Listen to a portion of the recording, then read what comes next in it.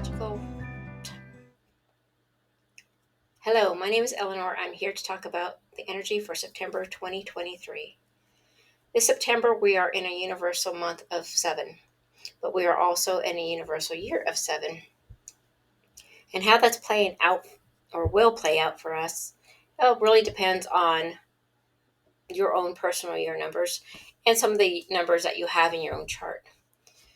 But in general, what we could see for this time is things where we are being shown the things that we have suppressed, put in the closet, swept under the rug, and also the idea that this new moon in Pisces, the new moon in Pisces is shining light on things that have been hidden, suppressed, swept under the rug. We're also going through a lot of retrogrades right now. I believe there's 6 planets in retrograde this moment. Today is the day after that full moon in Pisces, and it's also that blue moon, right?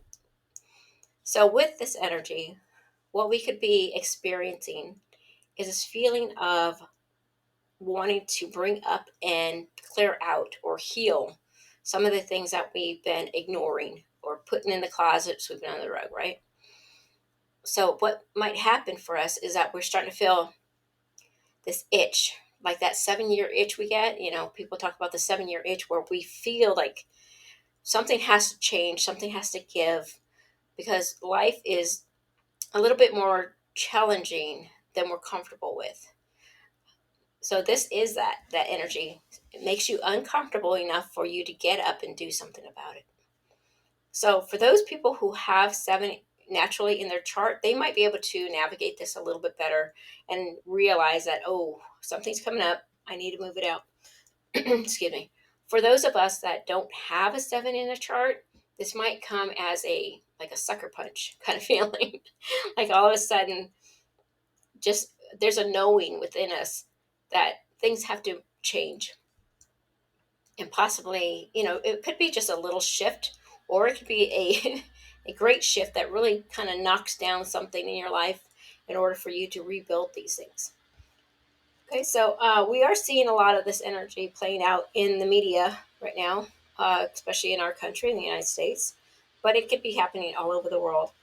And as you're seeing, one of the big things that's coming out is truth, right? We're seeing where people have lied, and it's now getting them in trouble.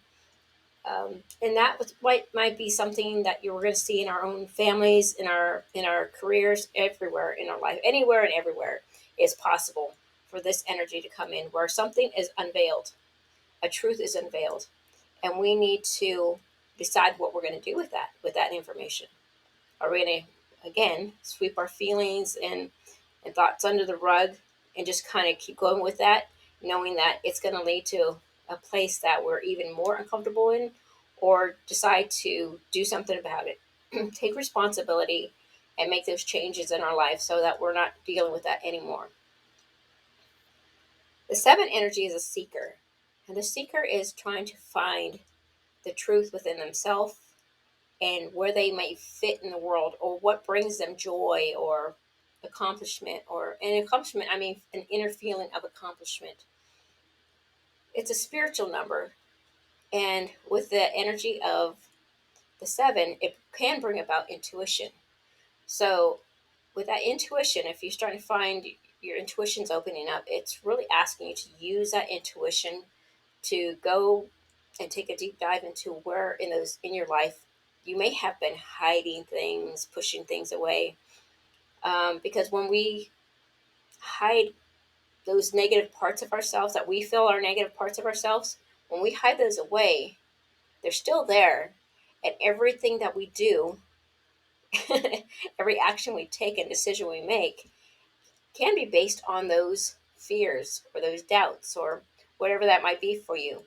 And so you're never really given the opportunity to ask what you truly want and how you really want to go forward with something, because you're always looking at it from that wounded child or that abandoned person, or that person has been just used and abused.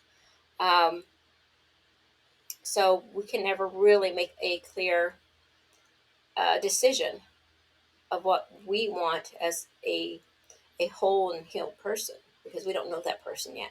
So this is a great time to do that inner work to figure out who I really am and do the healing around all those things that make you kind of come to the table um, without a voice, because you want to use your voice in a way that's going to really make your life better. Okay, and not in a selfish way at all, but more bring more happiness and joy into your life and more love into your life so that you may offer those things to other people. Okay, so once we do this kind of work, what happens is like we're kind of left in this idea of now what? Now where do I go? Well, a lot of times when people ask that question, it's like, where do I want to do in life, right? It's what do I want to do is the big question. How do I want to move forward? So this could also bring about the idea of going back to school, learning a new trade, maybe even doing some work on family, maybe some ancestral healing is what I want to say there. So looking back and doing some research into family and understanding the patterns that have been playing out in your life and where they originated. So whenever we're doing some healing, mentally, emotionally, physically, and spiritually, we always want to go to the origin of that story.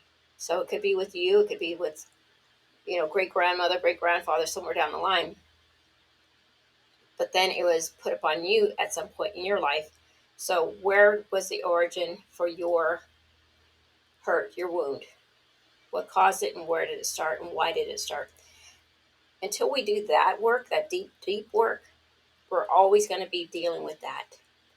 Okay, so we could go back in time, maybe a year, 2 years, 5 years, or every 7 universal year, or every 7 personal year, and see where we were at that time, and figuring out what were we working on that keeps showing up, because maybe we've touched the top of it, the peak of it, like an iceberg. We've dealt with the top of it, but there's so much more underneath that we need to bring up and really clear out. Okay. So what we might be seeing around us, sudden secrets and lies exposed, right? And that feeling that we can no longer deny that part of our life that we've been kind of hiding. It might bring about also this feeling of isolation, to pull back from your everyday activities of people that you hang out with. And if you do feel this way, that I need to pull away from, just let those people around you know that you're doing some healing work, or that you just need some time and it's not about them at all. Because oftentimes, everybody has an ego. So when somebody pulls back without us understanding, we make it about ourselves. So those people around you might be thinking, oh my gosh, she doesn't like me anymore, or something's going on with our relationship, or something like this. Especially children. It's hard. You can't just not be there for children, but mentally you can check out from your children, and your children have no idea what's going on. Um, and emotionally, if you check out from your children, that's even harder, I would think, for children. So just let children know what's going on, and if you have to fake it while you're with your children, giving them their hugs, their love, and everything, and then once they go off to school, you could go sit in your bathrobe in a closet. That's fine, but make sure you show up for those people that need you there during this time. What else do I have here? Yes, just it's a great time to do some healing here. So within our world, we are seeing a lot of stuff come up around lies and the repercussions of that. We are still in the midst of that chaos, and how I see it is like, Pigpen, when he's walking around, all that dust that's kicked up. We're still there. We're very much in that space. We don't know what's going to happen when all these things land. We're very much in the air. And 7 is an air energy, because it's very much of the mind. So we could get so stuck in our minds. In the fear, when fear creeps into our minds, we really act out for, in a way that's self-preservating. So we want to do whatever it takes to not fall apart or not be seen, right? Because there's that aspect of being hidden and not letting people see our worst sides of us. So there might be more of that, holding on to this image that's a false image of ourselves that we created. But it's time for those to fall away. and things will happen where those things do fall away. Okay. What else? I think that's pretty much it. So look at the energy of the seven for this universal month and what's going on in the heavens, because they are pretty much saying the same thing. Okay, so watch some other videos on astrology, and especially around this full moon in Pisces and it being a super moon, it's really a time for healing, um, and no longer trying to be somebody that you're not, or you're not comfortable with, or that's not bringing you joy. You know, you might be in a job that pays a lot of money, but you are just not happy in it. And there's a fear that security, um, letting go of that security, but and maybe you want to do something that's more humanitarian. Allow yourself to at least look into those things that you want to do that's more of a humanitarian nature, and see where, what you truly value. So that's all I have for today. I thank you for joining me in this very short video. But so many of astrologers have said it probably better than I can, because they have different aspects to look at. Uh, but the fact that we are in September, and that we are also in that seven universal year, no matter what personal year that you're in, September doubles that energy for you, because we take that personal year energy and we add it to nine. So nine plus anything will bring that number back to itself, right? So nine plus three is 12. One and two is three. So it's always going to bring that back. So whatever you've been going through this year, it's going to really amp up in September. And that's okay, because it's September's a time of clearing. We're getting close to fall, and fall's a time of harvesting and getting ready for the new, right? Putting something to bed in order to get ready for the new planting season. And it's a quiet time when we go into fall and then into winter. It's a quiet time to do some healing. So, you know, fall is a time of the West. If you, I might be going way off for some people, but it is the West, and it is a time of healing. Um, I think that's all I want to say. So again, thank you very much. I'll see you in October for the energy of eight. And if you want to kind of get a jump start on understanding the energy of eight, there's so many videos out there, books, so many things you can read. And if you are in a seventh personal year, I want to know how it's working out for you.